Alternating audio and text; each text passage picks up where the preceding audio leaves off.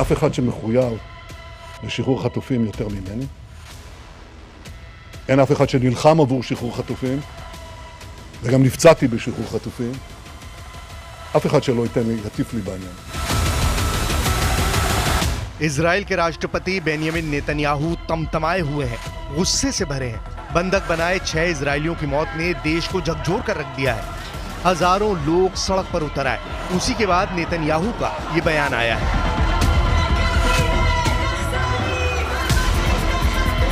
हाथ बंधे हुए हैं, पैर बंधे हुए हैं। खून से लथपथ दिखाने के लिए शरीर पर लाल रंग का इस्तेमाल किया गया है।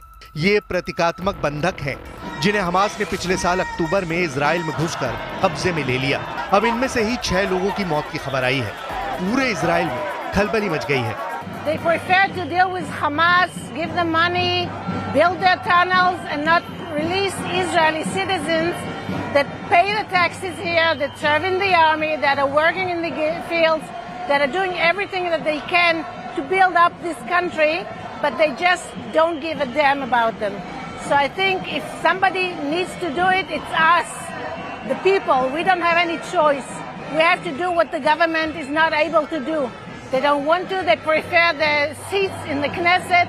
They prefer the religious partners in the government. And they don't care about people that really live here and care about this country.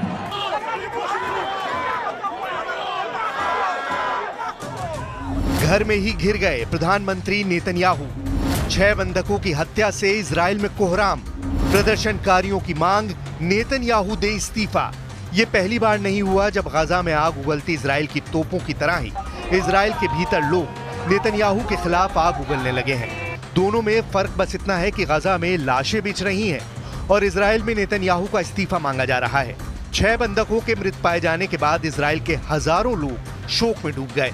पीड़ित परिवारों और ज्यादातर लोगों ने प्रधानमंत्री नेतन्याहू को दोषी ठहराया और कहा कि लगभग 11 महीने पुराने युद्ध को समाप्त करने के लिए हमास के साथ समझौते के माध्यम से उन्हें जिंदा वापस लाया जा सकता था।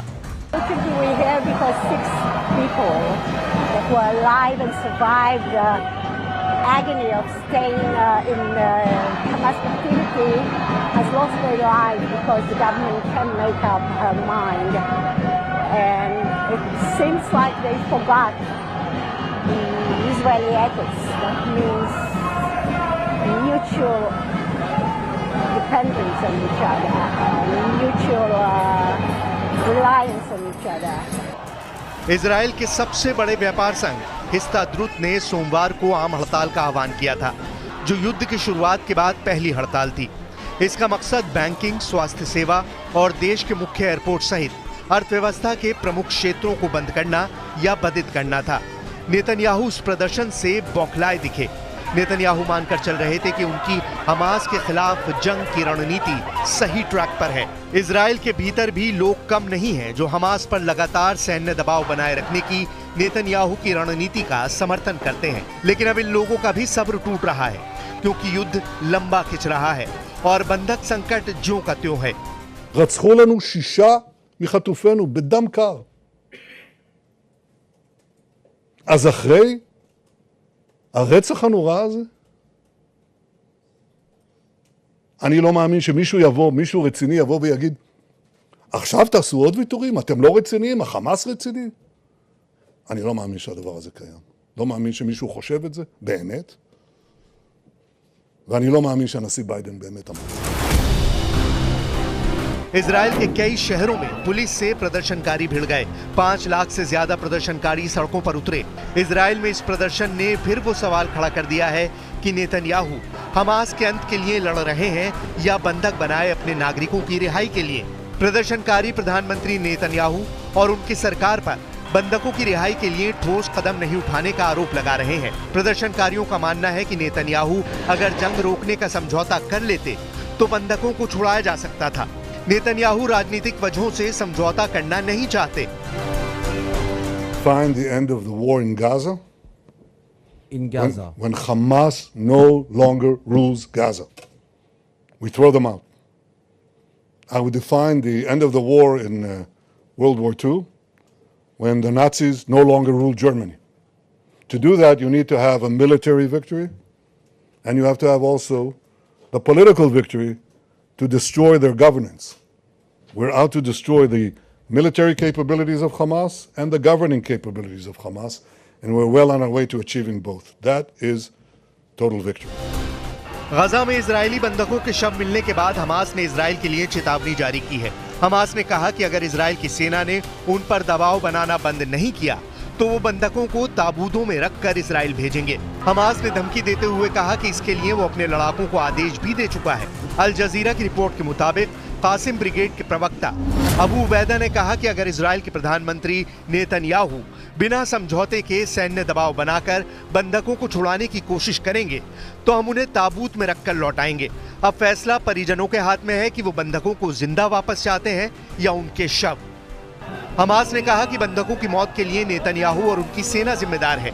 31 अगस्त को इजराइल को गजा में हमास की सुरंगों में 6 बंधकों के शव मिले थे। इजरायली सेना IDF ने बताया कि सैनिकों के वहां पहुंचने से कुछ देर पहले ही हमास ने इन बंधकों को बर्बरता के साथ मार डाला।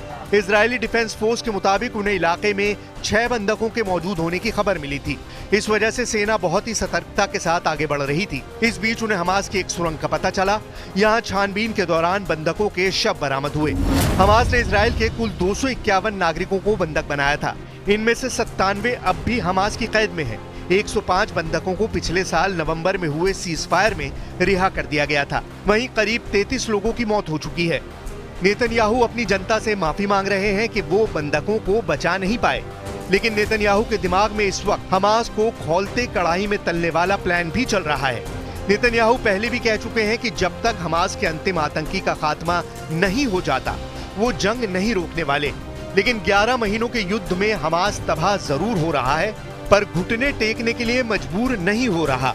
अब तक जिन बंधकों की रिहाई के नाम पर इजराइल ने गजा पर हमला किया उन बंधकों को ही हमास मौत के घाट उतार रहा है। 6 बंधकों की हत्या की खबर उस वक्त आई है जब नेतन्याहू गजा में इजरायली बंधकों की जान बचाने की बजाय गजा और मिस्र के बीच सीमा पर रणनीतिक गलियारे पर इजरायली सैनिकों को बनाए रखने को प्राथमिकता देने का फैसला किया।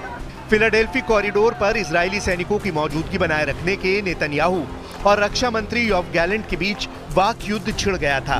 फिलाडेल्फिया कॉरिडोर एक संकरी भूमि पट्टी का इजरायली कोड नाम है जिसकी लंबाई 14 किलोमीटर है जो गजा पट्टी और मिस्र के बीच की सीमा पर स्थित है। 2005 में गजा पट्टी से इजराइल के एक तरफा अलगाव के बाद मिस्र के साथ फिलाडेल्फी समझौता संपन्न हुआ जिसने मिस्र को मिस्र की ओर से सीमा पर गश्त करने के लिए मार्ग पर 750 सीमा रक्षकों को तैनात करने का अधिकार दिया। हमास के लिए फिलाडेल्फी कॉरिडोर एक महत्वपूर्ण सप्लाई लाइन है। इसकी नीचे की सुरंगों का उपयोग हथियार, ईंधन, भोजन और दूसरी जरूरी आपूर्ति लाने के लिए किया जाता है जो गजा में इसके सैन्य अभियानों और नागरिक शासन दोनों को बनाए रखते हैं। ये तस्करी नेटवर्क हमास को इजरायली नाकाबंदी को बाईपास करने में मदद करता है जो गजा में माल की आवाजाही को प्रतिबंधित करता है। नेतन्याहू अब आगे क्या करते हैं इस पर पूरी दुनिया की नजर है क्योंकि हमास अब भी पूरे ताव से नेतन्याहू को आंखें ही नहीं दिखा रहा बल्कि इजरायली नागरिकों को मौत की नींद भी सुला रहा है।